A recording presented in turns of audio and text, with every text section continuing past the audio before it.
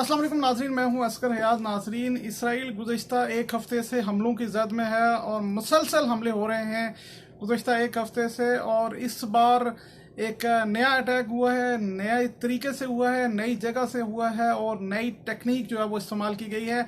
Israel पर drone हमला हुआ है और ये कोई और नहीं कह रहा, इसराइल का जो अपना मीडिया है वो तस्लीम कर रहा है और इसराइल का जो डिफेंस फोर्स का जो ट्विटर का अकाउंट है वो तस्लीम कर रहा है कि इसराइल पर ड्रोन अटैक हुआ है। और ये ड्रोन अटैक जो है वो नई जगह से हुआ है। पहले अटैक जो थे शाम की तरफ से अटैक हुए और फिर गज़ा की पट्टी से अटैक हुए इसराइल पर, लेकिन ये अटैक जो है वो लिबनान से हुआ है। और ये नई तंजीम जो इस रिसेंट सिनेरियो में हिजबुल्लाह की तरफ से ये एक अटैक जो है वो किया गया है।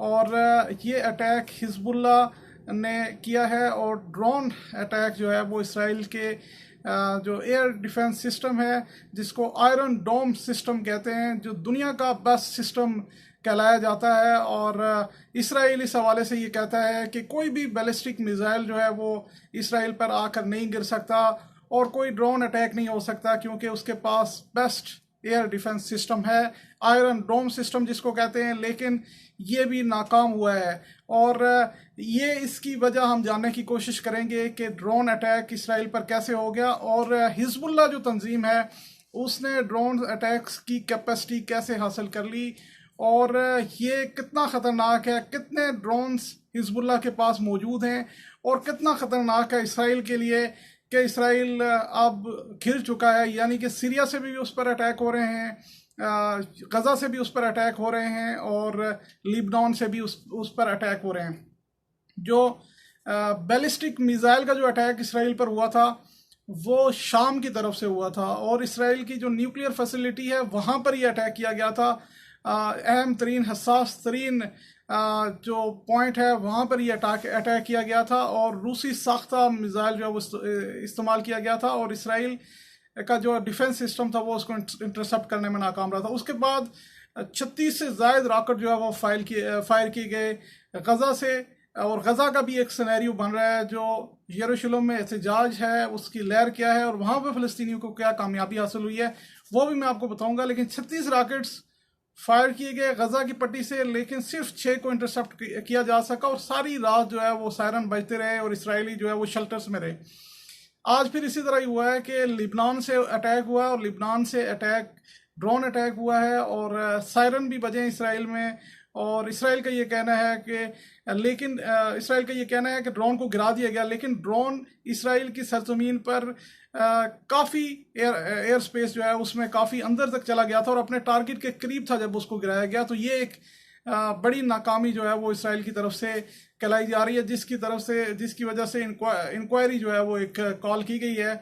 इससे पहले इसराइली डिफेंस फोर्सेस के जो चीफ हैं उनका दौरा जो था अमेरिका का वो एक हफ्ते का दौरा था और उन्होंने अमेरिकन डिफेंस सेक्रेटरी से मुलाकात करनी थी, जनरल मेलन से मुलाकात करनी थी और बहुत बेशुमार जो टॉप जो मिलिट्री ऑफिशियल्स थे उनसे मुलाकात करनी थी। लेकिन ये दौरा मुलतवी किया गया सिर्फ इसी वजह से कि इसराइल पर जो अटैक हो रहे हैं, हमले हो रहे हैं और उनमें शिद्दत आ रही है और इसराइल का डिफेंस सिस्टम जो है उनको इंटरसेप्ट करने में, उनको नाकाम बनाने में जो है वो किसी तौर पर कारीगर साबित नहीं हो रहा। हिजबुल्लाह के लिहाज से कि ये ड्रोन अटैक जो है वो कैसे किया गया, किस तरह ये कैपेसिटी हासिल की गई और हिजबुल्लाह की आगे प्लानिंग क्या है। तो ड्रोन अटैक जो है 2006 में हिजबुल्लाह की और इसराइल की जंग हुई थी, आपको शायद याद हो। लिबनान पर इसराइल ने अटैक किया था और लिबनान पर अटैक भी इस तरह से किया था कि इसराइल का ये ख्याल था कि शायद एक हफ्ते के अंदर जो है वो पूरे लिबनान पर वो कब्ज़ा कर देगा, शायद एक हफ्ते में वो लिबनान को फतह कर लेगा। लेकिन पूरा एक महीना जंग जारी रही और एक कस्बे पर कब्ज़ा नहीं कर सका और ये हिजबुल्लाह जो थी इसने तमाम जो रेजिस्टेंस शो की और जंग लड़ी इसराइल के ख़िलाफ़ और सख्त तरीन जंग लड़ी। गुज़श्ता 3-4 साल से इसराइल का ये रहा है कि इसराइल ड्रोन के ज़रिए जो है वो मॉनिटरिंग करने की कोशिश कर रहा है, ड्रोन के ज़रिए अटैक करने की कोशिश कर रहा है लिबनान में जो हिजबुल्लाह के ठिकाने हैं वहाँ पर। लेकिन हिजबुल्लाह ने ये कैपेसिटी हासिल कर ली कि जो ही इसराइली कोई ड्रोन लेबनान की हदूद में दाखिल होता है तो हिजबुल्लाह उसको इंटरसेप्ट करता है, उसको गिराता है। कई ड्रोन्स उन्होंने पकड़े हैं और वो टेक्नोलॉजी इसराइल की जो टेक्नोलॉजी थी उसी टेक्नोलॉजी को देखकर उन्होंने ड्रोन्स बनाए हैं, दर्जनों ड्रोन्स बना लिए हैं और ऐसे ड्रोन्स बनाए हैं जो इसराइल के एयर डिफेंस सिस्टम को इंटरसेप्ट करने में नाकाम हुए हैं। तो ये इसराइल को के लिए एक लंबा फिक्रिया है। एक जो मैंने गज़ा का जिक्र किया था और यरूशलेम का जिक्र किया था, वहाँ पर सिलसिला ये है कि कुछ इंतहा पसंद यहूदी जो हैं उन्होंने एक कैंपेन लॉन्च की और कैंपेन ये थी कि डेथ ऑफ अरब्स के नाम से। और क्योंकि इसराइल में भी हमने आपको बताया था कि बेशुमार अरब्स आबाद हैं और उन्होंने कुछ सीटें भी ली हैं इस दफ़ा असम्बली में, जो हमने एक एपिसोड इस पर पूरा किया था। लेकिन ये जो कैंपेन थी इसमें इसराइल के अंदर जो अरब आबाद थे वहाँ से एक तहरीक शुरू हुई है मुजाहिरों की। दूसरा इकदाम ये हुआ कि इसराइल ने जो बैतुल मक़दस का दमिश्क वाला गेट था वो बंद करने की कोशिश की। वहाँ पर भी मुजाहरे हुए हैं और बैतुल मक़दस में इसराइल ने कोशिश ये की कि उसके हयाते में या इर्द गिर्द जो फ़लस्तीनी रमज़ान में इबादत करते थे, नमाज अदा करते थे, नमाज जुम्मा ख़ास तौर पे था, उस पर पाबंदी लगा दी जाए। वहाँ पर सख्त तरीन रद्द-ए-अमल आया, शदीद मुजाहरे हुए, तसादुम हुआ इसराइली पुलिस के साथ, इसराइली फ़ौज के साथ और बिलाखिर इसराइल घुटने टेकने पर मजबूर हुआ। बैतुल मक़दस का जो दमिश्क वाला गेट था वो भी खोलने पर और वहाँ पर गैदरिंग भी अब फ़लस्तीनी करने में कामयाब हुए हैं। तो ये जो सिनेरियो था ये एक सिनेरियो बिल्ड हुआ है जिसके नतीजे में गज़ा से भी अटैक हुए हैं इसराइल पे।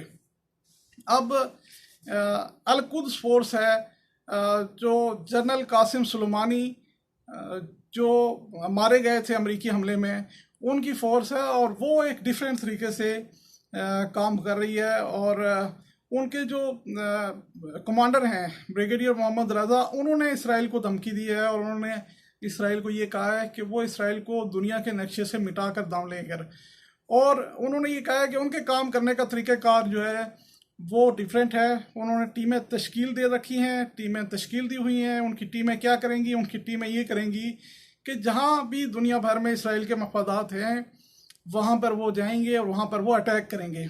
अब ये एक नया जो महाज है इसराइल के लिए, क्योंकि अल-कुद्स फोर्स जो है, जो जनरल कासिम सुलेमानी की ट्रेनिंग से ये फोर्स जो आगे बढ़ी है, उसके कमांडर जो है ब्रिगेडियर मोहम्मद रज़ा ने ये कहा है कि यहाँ पर हम इसराइल के मफादात दुनिया भर में जहाँ जहाँ होंगे, जिस तरह वो अब यूएई में आ रहा है तो उनकी शायद प्लानिंग ये हो कि यूएई में उसको हिट करना है। शायद जो बैरी बेड़े कहीं हैं अमेरिका के साथ इसराइल के मुश्तरका, वहाँ पर उनकी प्लानिंग हो। लेकिन उन्होंने ये कहा है कि इस सीक्वेंस से हम चलेंगे और जो आने वाले साल हैं उसमें इसराइल को इस तरह से हिट किया जाएगा कि 20 से 25 साल कि जो अरसा है उसमें इसराइल का नक्शा दुनिया से मिटा दिया जाएगा। तो आज का जो एपिसोड था इसराइल पर जो सीक्वेंस से अटैक हो रहे हैं उसके हवाले से आपको अपडेट करना था। कुछ लोगों का ये ख्याल था कि ईरान जो है जो जिस तरह से ईरान की जो बातचीत चल रही है एटमी मंसूबे के हवाले से, तो कुछ कमेंट्स भी हमारे उसमें आए थे। आप अपनी राय से ज़रूर आगाह कीजिएगा कि आप आप ईरान की पॉलिसीज से मुत्तफिक हैं नहीं हैं, और इसराइल पर जो अटैक हो रहे हैं उसको आप किस तरह देखते हैं। ज़रूर हमें कमेंट्स कीजिएगा, फीडबैक से हमें आगाह कीजिएगा।